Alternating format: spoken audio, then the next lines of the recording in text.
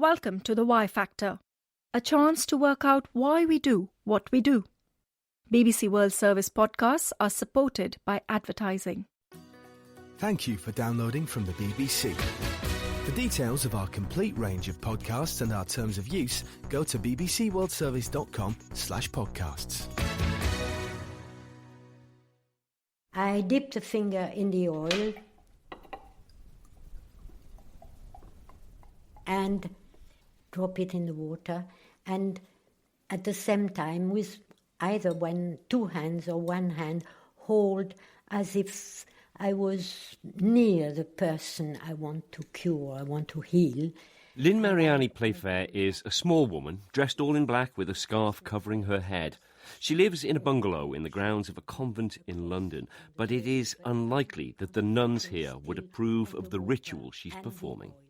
And then you, with your fingers, you can manipulate the oil on the surface of the water. It's almost like you're looking for some pattern, some shape, yes, some meaning from it. Yes, you manipulate and you look for... She was born on the French island of Corsica, a place, like many others around the Mediterranean, where magical traditions live on. I'm Mike Williams, and that's the subject of this week's Why Factor, supernatural powers. It's like some divination. Mm-hmm. It is that sort of thing. In Corsica, women like Lynn are known as the Signadori. There are Signadori who can put a curse, but also remove a curse. You'll have to explain this notion. You are a Signadora. The evil eye manifests itself by the person is upset. Un dominuccia mica. Don't give him the occhio, the eye. The evil eye. The evil eye. The person doesn't know who to turn to or what to think. Psychologically, you are disturbed. And you come to the Signadora to be helped, a bit like a psychoanalyst or a psychiatrist or a psychotherapist. There is a sense, I think, from many people in Europe, in America, in the West, for many people in the developed industrialized world, that these are old superstitions, somehow primitive. Mm-hmm. But they still exist here. And they still exist side by side with the doctor, with the psychiatrist, with the people who do brain surgery. And after all, we have computers, we have all sorts of gadgets. And still, yet, we go back to the Signadora because she goes back to the simple, to the simplest, everything, back to nature and back to what we have inside us. We're here in the grounds of a Church of England convent, and you're talking about these pre-Christian rituals, these magic rituals. They don't know anything about it. They don't know anything about me. As far as they are concerned, I am a person who has decided to come and live with them.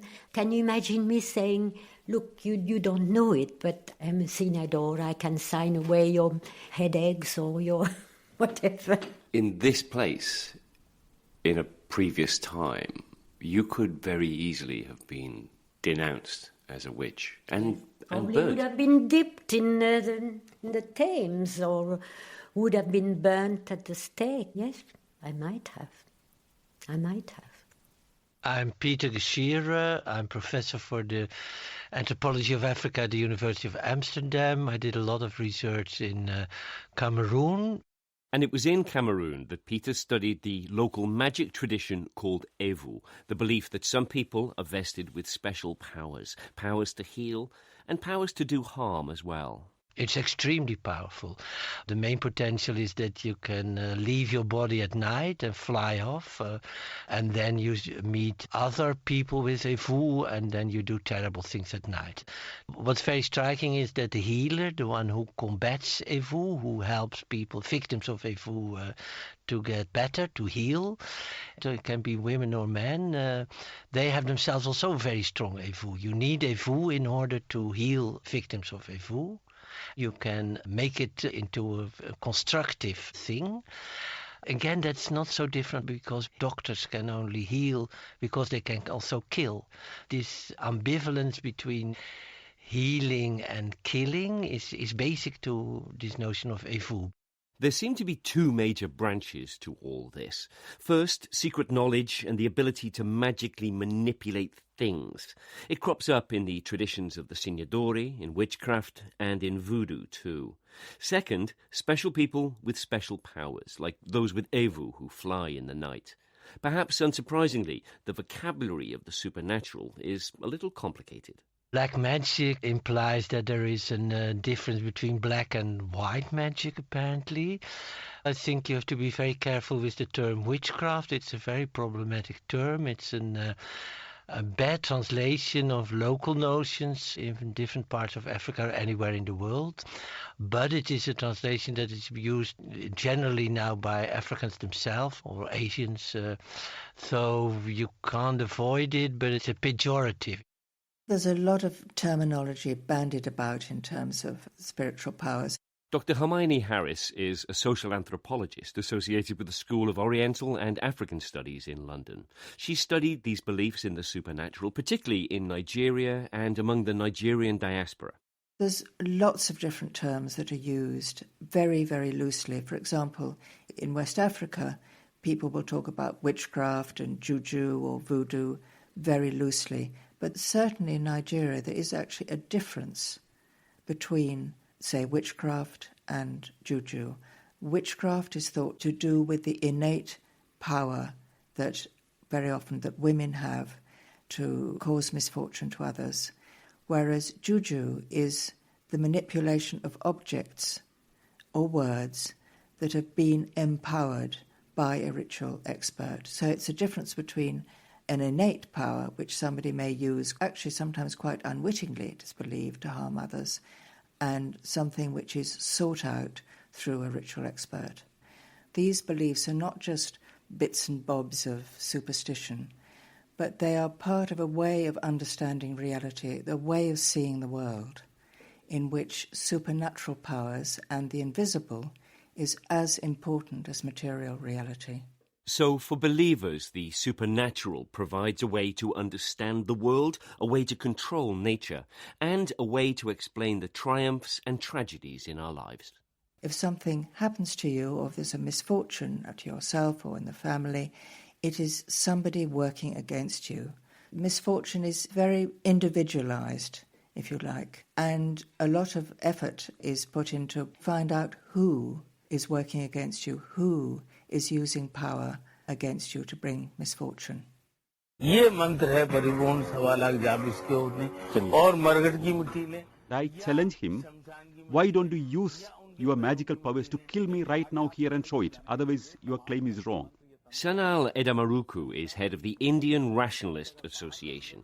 In 2008, he was on television debating with a mystic, a holy man, a man schooled in the Tantra, a system of beliefs where religion and magic get all tangled up.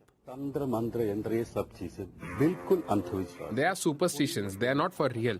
It is not scientifically proved. If it is true, I will challenge my tantric friend here to take something out of my body right now. If there is anything, show me. I am telling you, you will fall sick now. I am challenging you. Do it. People believe that a person can chant some mantra and kill a person just by using some words. People are afraid to counter them, to face them. Understanding the danger of this kind of a claim on a live television program with millions and millions of people were watching. So I provoked in such a way that he ultimately started chanting his black magic mantras upon me, which became a very, very famous program at that time. I mean, it was a live program. The channel has cancelled the next programs and went on for hours, and he tried over hours to chant mantra to kill me. And when I was laughing and coming out of it, that has helped perhaps a lot of people to come out of the fear. The fear is the key factor. People are so afraid of these people.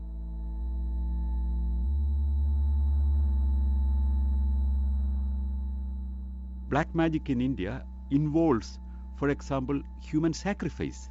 It's not publicly not much seen. We have several hundreds of children missing every year in all urban cities in India. They are not traced. Sometimes their dead bodies are seen somewhere with the internal organs removed.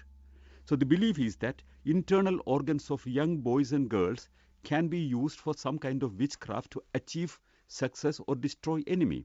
So many times the so-called black magic practitioners who are known as tantrics are arrested for kidnapping or abducting little children and killing them and doing witchcraft with their internal organs.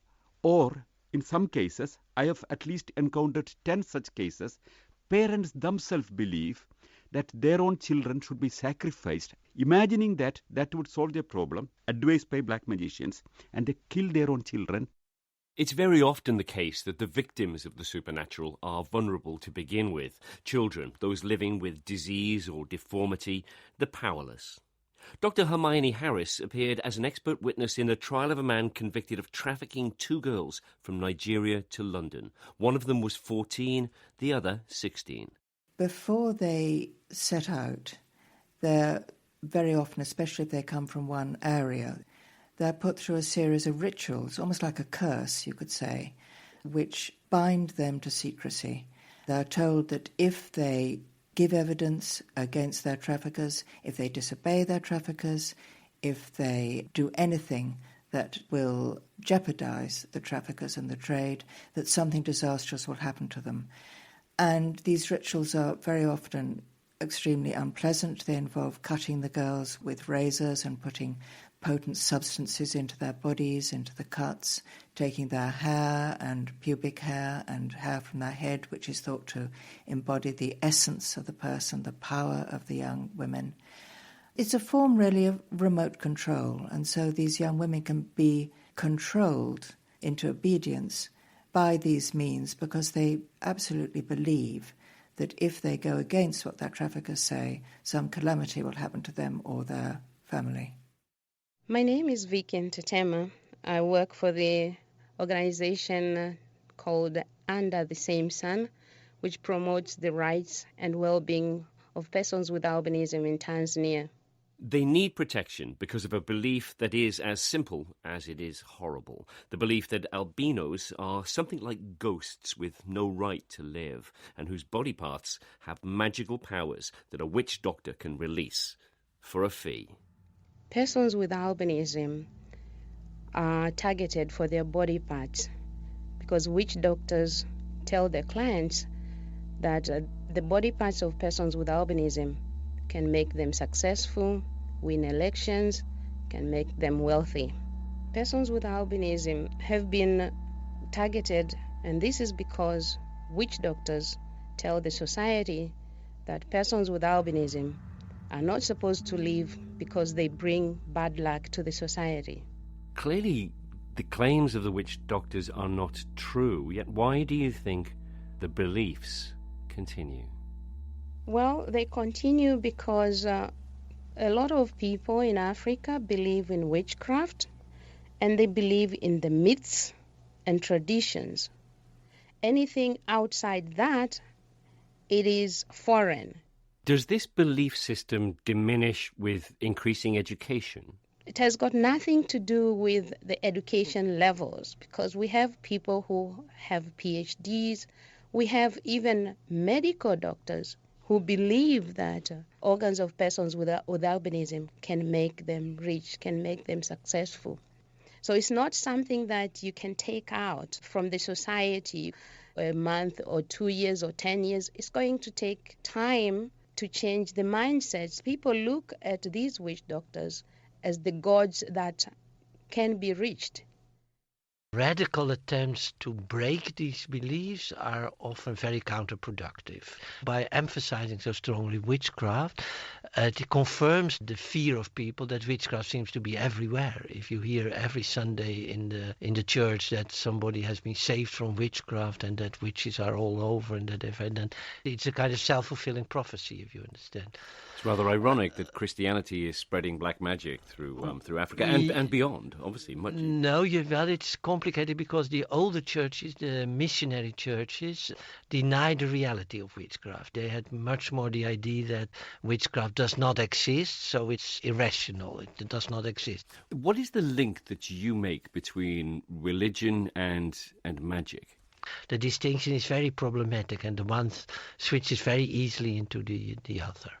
A very good friend of mine from Cameroon who recently died, is a French priest, a Jesuit, who was initiated as a healer, as a witch doctor, if you want to call it like that. He always said that if you believe in angels flying around, that's perfectly acceptable in the West. If you say that witches fly through the night, you are backward and superstition. I mean, what's the difference? It is mystical, and in Corsica, very often the Signa-d'Oro and Catholic practice goes together. Not in my case. What are the prayers? Where do the prayers come from? I can't tell you because it's a secret. In fact, you can impart your knowledge only to a member of the family or somebody who is very dear to you. But it is a Catholic ritual, which is strange, isn't it? How can I say it's a ritual which is pagan, but the prayers are Catholic. Do you think the Signa-d'Oro will live on? I hope so. I think it's a part of mystery which is very important. I think traditions are very important, and it's part also of the language. But don't you think it's kind of anti-scientific, anti-rational? Of course it is. It is anti-scientific, anti-rational, but you have to have, for science to flourish, you have to have the opposite, the contrary.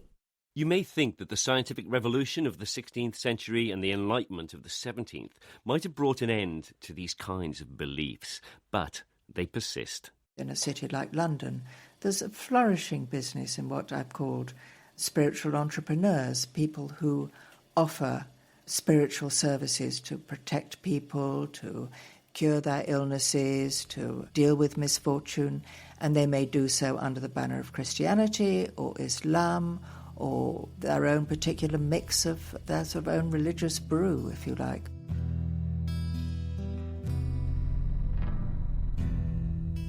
There is a theory in sociology and anthropology, the secularization theory, which says with the advance of education and science that these sorts of ideas will die out.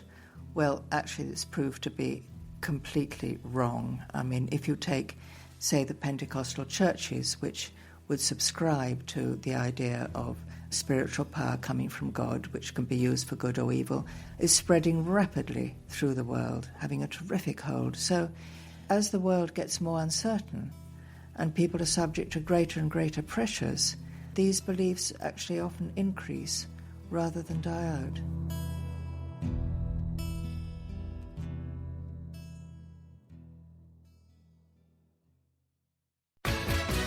There are dozens of different podcasts now available from the BBC, including news, documentaries, science, business, arts and sport.